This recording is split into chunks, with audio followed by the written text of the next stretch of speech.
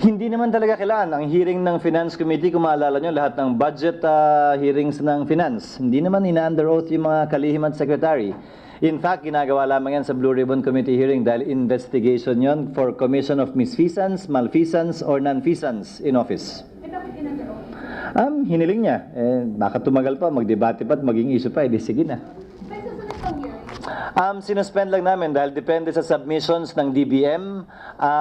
Titingnan namin doon kung kinakailangan patawag muli si Secretary Abad. Anong assessment mo kanina, sir?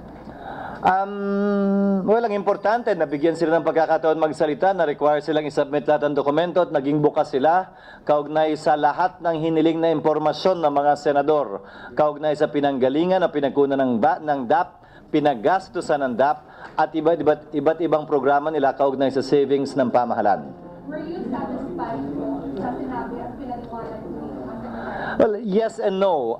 Tingin ko nasa mode pa rin sila ng motion for reconsideration. Hindi pa nila tinatanggap o natatanggap yung desisyon.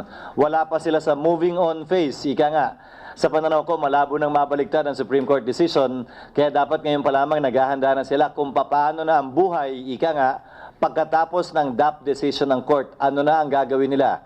Sige, disagree sila. May ilang puntong sumasang-ayon ako. Pero ang desisyon ng korte, dapat sundin yun. One last question, sir. If it's just a suspension, kailan ang next?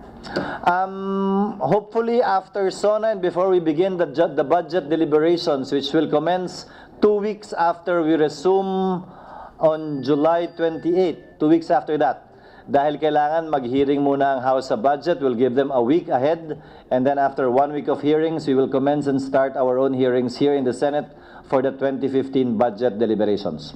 Sir, ano na yung mga findings sa hearing kanina na pwede nyo i-apply in drafting the 2015 budget? Well, maliwanag, ipapatupad namin yung DAP decision ng Supreme Court kaugnay doon sa 4 na bawal nang gawin. Pangalawa, liliwanagin namin ang definition ng savings, saan at kailan lamang ito pwedeng gamitin, at ang requirement kaugnay sa pagbalik sa Kongreso para kumuha ng supplemental budget kung kinakailangan yon. At pangatlo, siguro maliwanag na probisyon sa budget na maglalagay ng parusa o penalty kaugnay sa mga paglabag sa mga probisyon ng budget, dahil sa ngayon ang nilagay lamang namin ay kapag ka ito'y constituting graft and corruption, highest yung penalty or higher degree penalty. Walang actual penal provision sa budget kaugnay sa acts tulad nito. Sir, dahil doon sa paliwanag ng BBM kanina, so parang nagsasabi to na hindi na dapat pang pagpinin yung mga DAP na napunta sa mga members ng legislative branch. Hindi niya sinabi yun. Hindi ko naalalang sinabi niya yun. Ang sinabi niya, using the operative fact principle. Kung yung proyekto ay napatupad na, kung nagamit sa tama at wasto, halimbawa, yung gamot na bigay, yung eskwelahan na tayo, yung kalye na gawa, hindi na pwedeng bawiin yun based on equity and fairness ayon sa korte. Subalit, yung mga proyektong nilagay sa mali, binulsa o nalagay sa malanapoles na NGO, maski naman hindi DAP yun, dapat talaga habulin, bawiin at kasuhan yung mga gumawa nun. Sir, i-claim ni Secretary Abad na 2011, as early as 2011, na-introduce na sa inyo yung DAP. But ngayon parang nagugulat yung mga senador. Well, binanggit nila yun. Hindi lang naman ang Kongreso, pati naman ang media. Nag-cite sa mga media clippings na binabanggit na ng media reports mismo din yung DAP. Subalit walang pumansin dahil proseso lamang na internal sa DBM yun. Naging issue lamang naman yan nung kinaso at nung dineklarang unconstitutional ng Supreme Court. Hindi pa ako ang chairman ng Committee on Finance noon. Noong 2011. Hindi ako nag-a-attend noon eh. Kahit tingnan niyo siguro yung records. I mean, even if you look at the records, I think there are transcripts and minutes of that meeting. I didn't usually attend the committee hearings of the Finance Committee in the Senate. I only participated on the floor.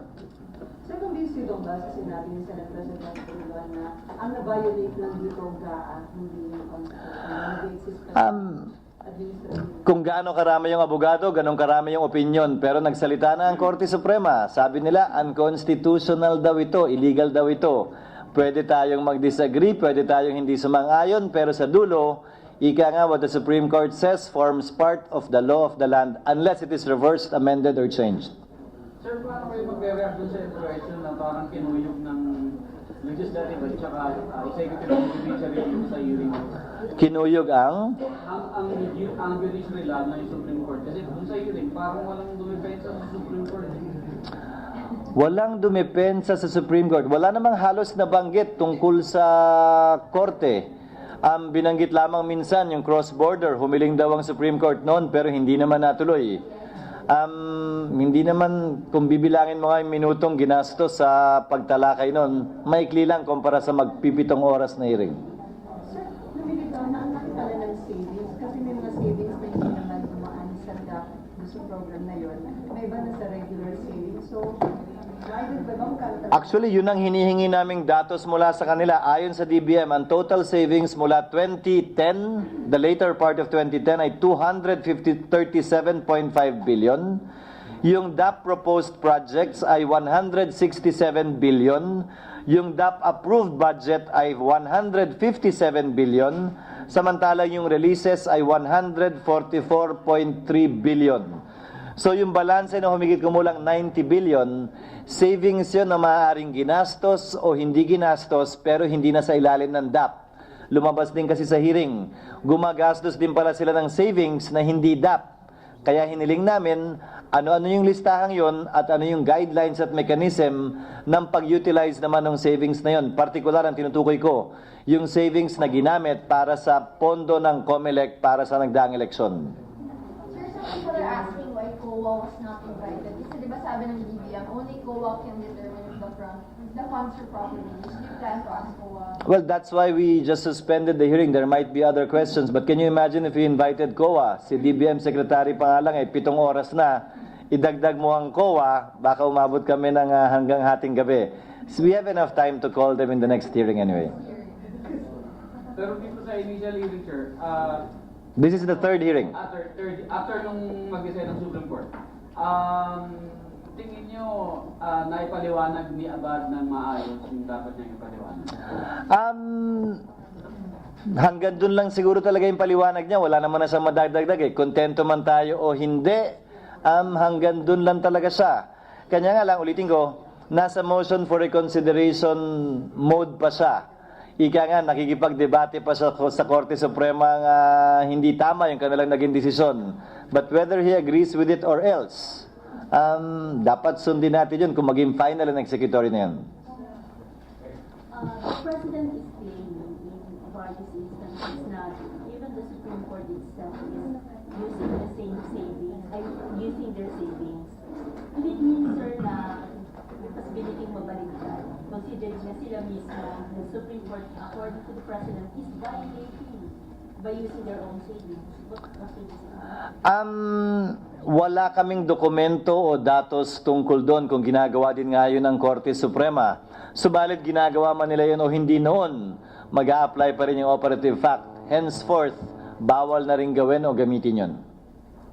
Sir, si Bishop Tante, sinabi niya, waste of time and people's money daw yung di ba, pagpapaliwanag ni Secretary Abad dito sa Senate. Well, damn if you do, damn if you don't. Pag hindi namin dininig to at binigyan ng pagkakataong magkaroon ng hearing, sasabihin, pinagtatakpan namin sila.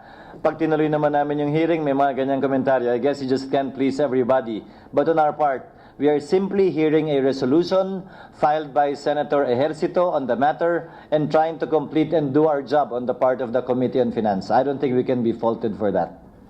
Sir, sapat na po ba yung pagsumite ng DBM ng listahan, detailing kung ano na yung status ng mga projects para masabing walang nangyaring corruption dito sa... Hindi pa natin alam yun. Kung mapapansin nyo sa listahang binigay, later on when you get a copy, nandun nakalagay ang allocations para sa TRC at NLDC, mga suspect government agencies na nagamit para sa PDAF scam.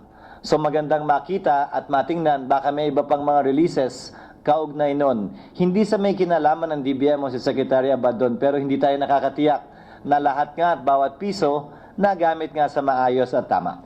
Sir, meron din kanina, yung like yung mga sasakyan, ginamit yung DAP, pero ginamit nila hindi talaga nilagay dun sa listahan. Is that Well, yun ang kaya nga nais naming basahin muna lahat ng submissions at magdedesisyon kami pagkatapos nun kung kailangan magpatawag ng isa pang hearing dahil pati ako nalito ron. IT lang at hiring of additional personnel yung nakalagay sa listahan. Pero dahil maliit lang naman daw, kasama na yun doon. Hindi ho ganun ang budgeting. Dapat nakalagay kada item kung saan gagastusin yun. At ang PS, maliwanag na magkaiba at hiwalay sa capital outlay na pambili ng sasakyan. So, sir, yun, malinaw na misuse of funds. Hindi naman misuse. Baka, again, pati siya nalilito sa kanilang records na binibigay sa atin. Kung maalala nyo, iba yung nakapost sa website, iba yung sinabi sa amin kanina. They will reconcile it daw. So isang bagay ito na dapat i-reconcile din ng DBM. Sir, niraise ni Senator Gila yung possibility of inviting former DBM secretaries para malaman kung talagang common practice yung paggamit ng DAP. Would that make a difference? If she will so request, we will evaluate that request kung kailangan pa talagang patawag yung mga dating DBM secretaries or if that point is even relevant insofar as the resolution of Senator Ejercito is concerned. Kasi kung mali, mali. Kahit naman maraming gumagawa o sila lang ang gumawa, mali pa rin yun eh. Hindi magiging tama porkit ginagawa ng iba. Hindi magiging tama porkit ngayon lamang sinabi ng Korte Supremang mali at illegal. So sir, masyado pang maaga para sabihin kung ang DAP ay hindi nakatulong o Well, nakatulong ang DAP. Korte Suprema mismo na nagsabing unconstitutional na nagsabi na nakatulong daw sa paglago ng ekonomiya ang DAP. Secretary Abad was correct in pointing out that portion of the decision of the Supreme Court. So maski na yung nagsabing ang illegal yung DAP, sinasabing nakatulong yan eh. So I guess there should be no debate insofar as that is concerned. Sir, balita na hindi signatory dun sa mga nirelease na SARMA about DAP si Secretary Butchaban. So, off the hook na po ba siya kung Hindi, because even the Supreme Court decision said it quite clearly. The author, proponent, and implementer of DAP must prove via convincing evidence good faith in a civil, criminal, administrative, or other liability that may be brought against him. So, hindi siya absuelto by any chance, even if he did not sign it, because clearly, as he admitted kanina, he was part of those that crafted, invented, and implemented DAP. Ba't parang nakatulala ka, Myla?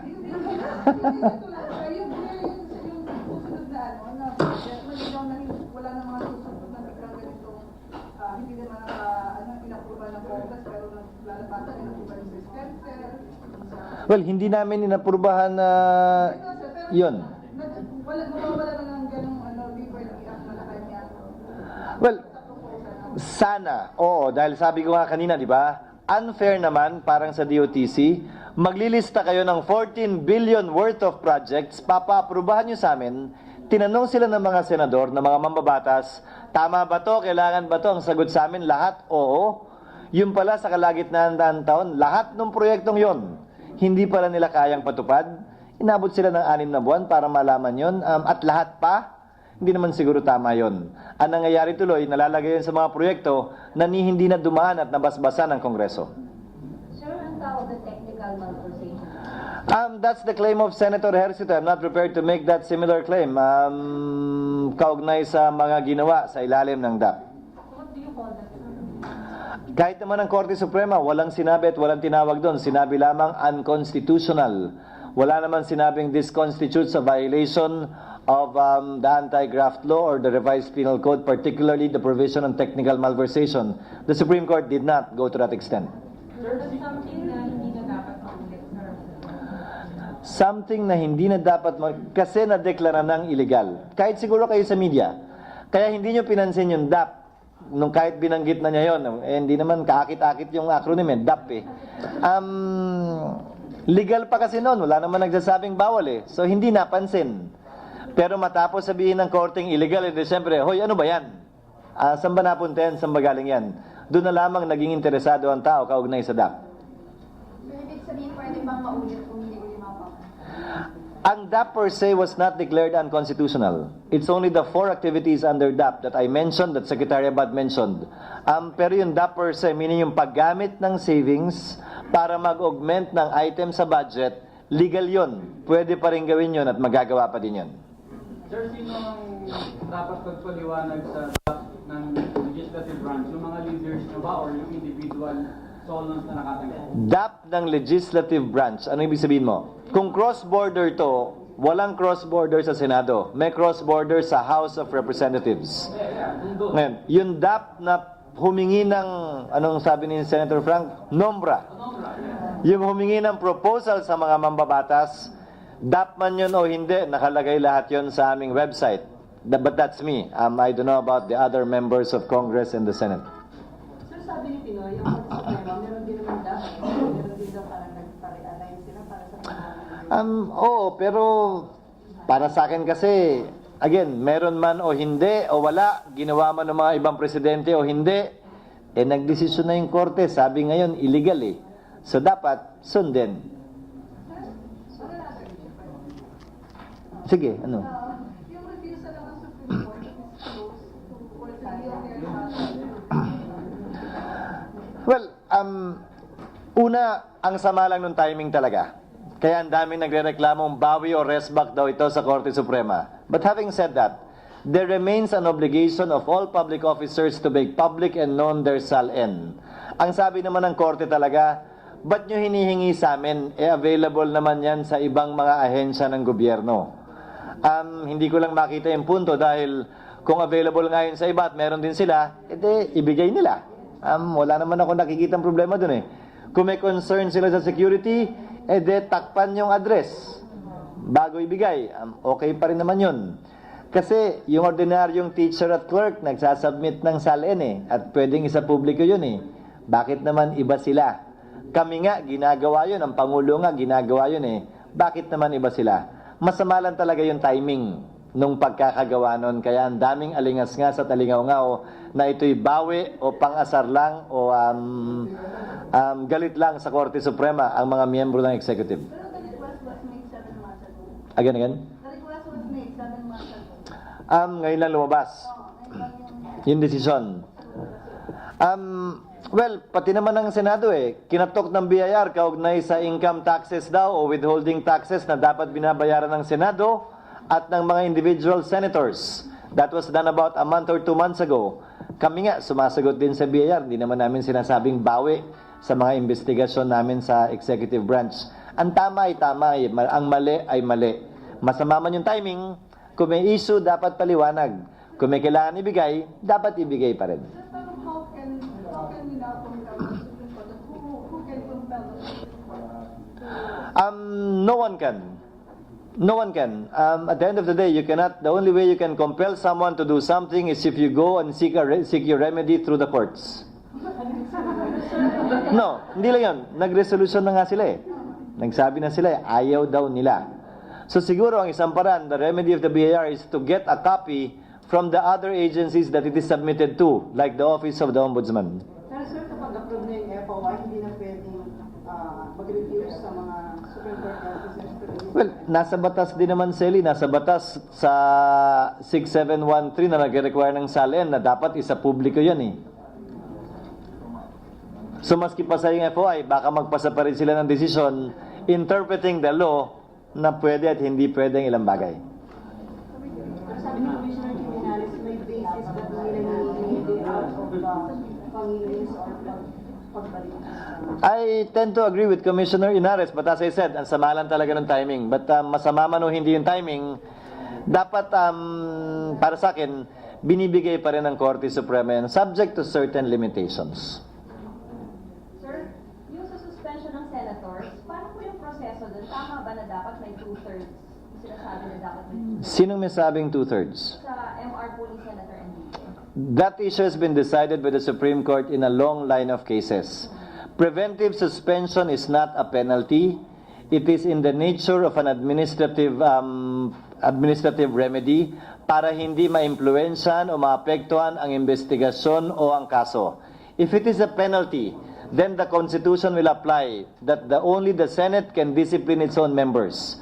But an order preventively suspending a senator is not a disciplinary act, neither is it a penalty requiring 2/3 vote or requiring that the Senate do it on its own.